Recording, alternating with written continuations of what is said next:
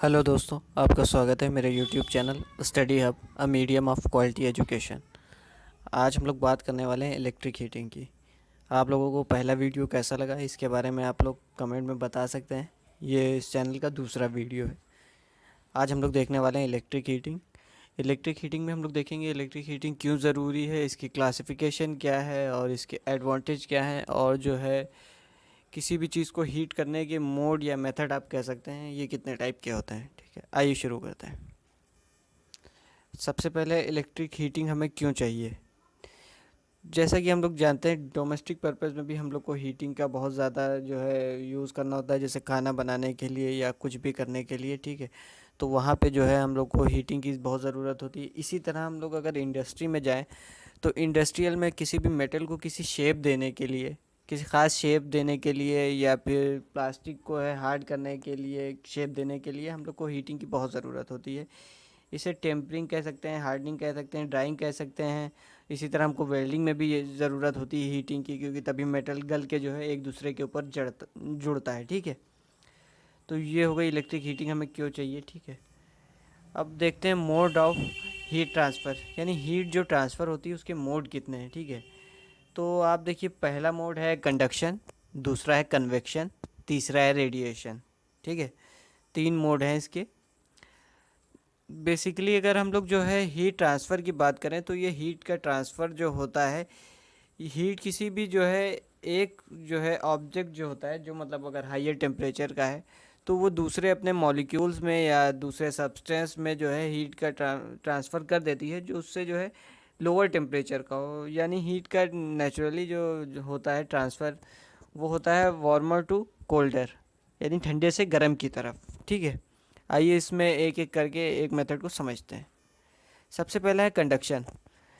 तो कंडक्शन में क्या होता है, ये जो हमारे सब्सटेंस हैं ये डायरेक्ट कांटेक्ट में आते हैं। ठीक है, डायरेक्ट कांटेक्ट से कहने का मतलब ये है कि जो है हम लोग के डायरेक्ट मतलब वो डायरेक्ट ही कांटेक्ट में रहेंगे, यानी ठीक है। इसका एग्जांपल भी है, जो है अगर आप आइसक्रीम लिए हों अपने हाथ में तो आइसक्रीम अपने आप पिघलने लगती है। ठीक है, अब हमारा आइसक्रीम और हाथ जो है एक दूसरे के कांटेक्ट में है। ठीक है, एक दोनों के संपर्क में है। ठीक, और इसमें क्या होता है, एक मॉलिक्यूल जो है हीट हो जाता है और वही मॉलिक्यूल पूरे जो है बॉडी को हीट अप कर देता है। ठीक है, इसका ये एग्जांपल बहुत अच्छा है कि जो है ice melting in your hand. ठीक है, आइए दूसरा हम लोग देखते हैं कन्वेक्शन। कन्वेक्शन क्या होता है, देखिए इसमें जो अगर किसी लिक्विड का गर्म हो रहा है तो लिक्विड में होता क्या है, लिक्विड में थोड़े से मॉलिक्यूल्स गर्म हो गए, नीचे से हमने आग दी, तो वो मॉलिक्यूल्स जो होते हैं गैसियस या लिक्विड जो होते हैं वो और मॉलिक्यूल के साथ कंबाइन होने लगते हैं और हमारा जो है बॉडी या सब्सटेंस पूरा हीट हो जाता है। इसका एग्जांपल जो है आप लोग देख रहे होंगे, तो ये इसका एग्जांपल है। ठीक है, ये बॉइलिंग ऑफ वाटर। ठीक है, बॉइलिंग ऑफ वाटर है, और जो है ग्रीन हाउस इफ़ेक्ट भी इसका जो है एक एग्जांपल है। ठीक है, ये इसका एक एग्जांपल है। और आगे हम लोग चलते हैं अपने अगले उसके तरफ, रेडिएशन है। जो रेडिएशन में क्या होता है, जब भी जो है हमारी जो आप लोग जानते हैं कि जो सन से हम लोग की वेव आ रही हैं, वेव हैं ये इलेक्ट्रोमैग्नेटिक वेव हैं, ये हमको रोशनी के साथ साथ एनर्जी भी देती हैं। ठीक है, तो ये होता क्या है, जो भी हमारी वेव्स आ रही हैं वो बिना मीडियम के थ्रू आ रही हैं। ये देखिए लिखा हुआ है, when electromagnetic wave travels through space without medium it is called radiation.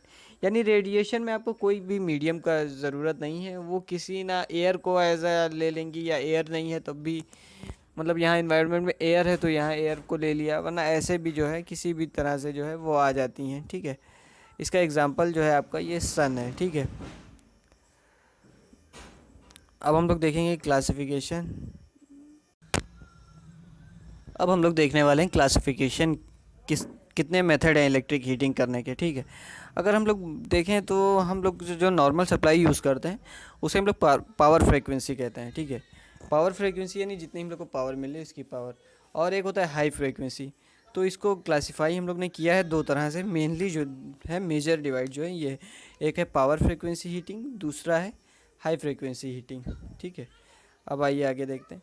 अब हम लोग जो है पावर फ्रीक्वेंसी हीटिंग, यानी पावर ही फ्रीक्वेंसी यानी जो हमारे घरों में चल रही है, इसमें आती है दो टाइप की हीटिंग।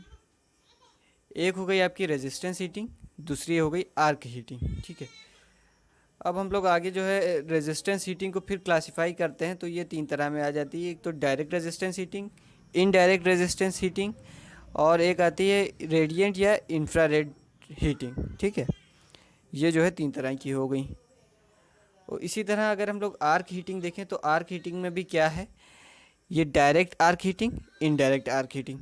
तो ये हो गया हम लोग का जो है पावर फ्रीक्वेंसी हीटिंग। यानी पावर फ्रीक्वेंसी हीटिंग यानी जिसकी जो है फ्रीक्वेंसी 50 हर्ट्स हो, कुछ हमें फ्रीक्वेंसी के साथ जो है कुछ बदलाव ना करना पड़े। ठीक है, और आइए आगे देखते हैं हम लोग। आगे आती है हाई फ्रीक्वेंसी हीटिंग। तो हाई फ्रीक्वेंसी हीटिंग 2 टाइप की होती है, एक इंडक्शन हीटिंग, दूसरा डाइलेक्ट्रिक हीटिंग। ठीक है, तो इंडक्शन हीटिंग जो है हम लोग क्लासिफाई करते हैं, तो इंडक्शन हीटिंग भी 2 टाइप की आ जाती है, एक इनडायरेक्ट इंडक्शन हीटिंग और एक डायरेक्ट इंडक्शन हीटिंग। ठीक है, ये भी 2 टाइप की है, लेकिन हम लोग को यहाँ ध्यान देना होगा कि यहाँ पे जो है हम लोग का डाइलेक्ट्रिक हीटिंग का आगे कोई भी टाइप नहीं बनता, वो एक ही उसका मेथड है। ठीक है, उसमें डायरेक्ट इंडायरेक्ट नहीं होता है।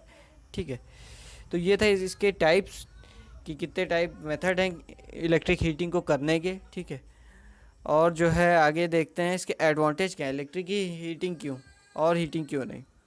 सबसे पहली चीज़ है इसमें क्या है, क्लीनलेस है, यानी इसमें कोई भी जो है कूड़ा वूड़ा नहीं है, एकदम जो है साफ़ सुथरा काम है। ठीक है, पहला ये हो गया।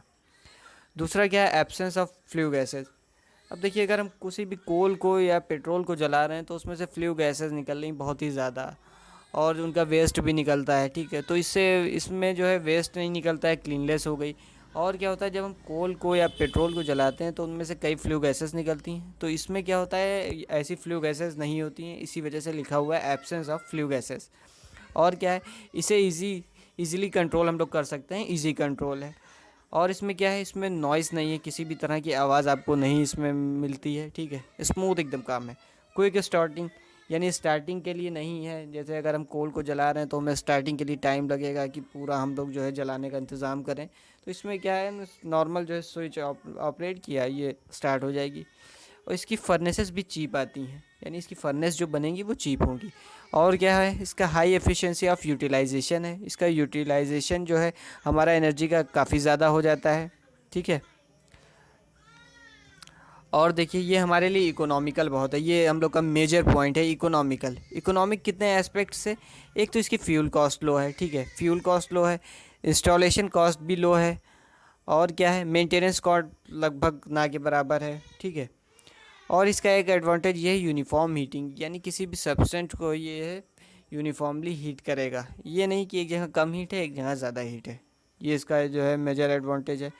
और क्या है, इस इलेक्ट्रिक हीटिंग की वजह से हम लोग नॉन कंडक्टिंग मटेरियल यानी प्लास्टिक को भी डायरेक्टली जो है हीट अप कर सकते हैं। ठीक है, इसमें सेफ्टी भी प्रोवाइड करती है, हाई एफिशिएंसी होती है, लॉसेस क्योंकि कम होते हैं, और इसके लिए वर्किंग कंडीशन भी अच्छी होती हैं, और हमें इसमें ध्यान देने की कम ज़रूरत होती है, मतलब हमारा जो अटेंशन है कम होगा। जैसे हम लोग अगर हीटिंग पे लगा के चले गए तो हम लोग दूसरा काम अपना कर सकते हैं, इसमें ज़्यादा हमें टेंशन की ज़रूरत नहीं है।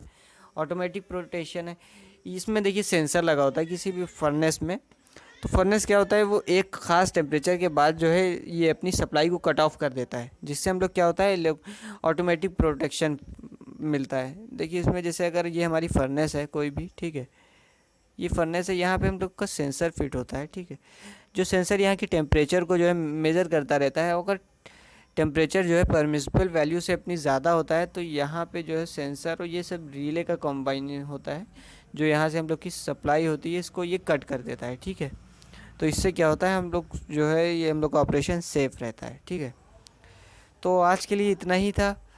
आप लोग को अगर चैनल अच्छा लग रहा हो तो सब्सक्राइब कर लें, और जो है वीडियो को ज़्यादा से ज़्यादा शेयर करें और कमेंट करें। हम लोग के एग्ज़ाम तो अब होने तय हैं, तो आप लोग ज़्यादा देखें। Thank you.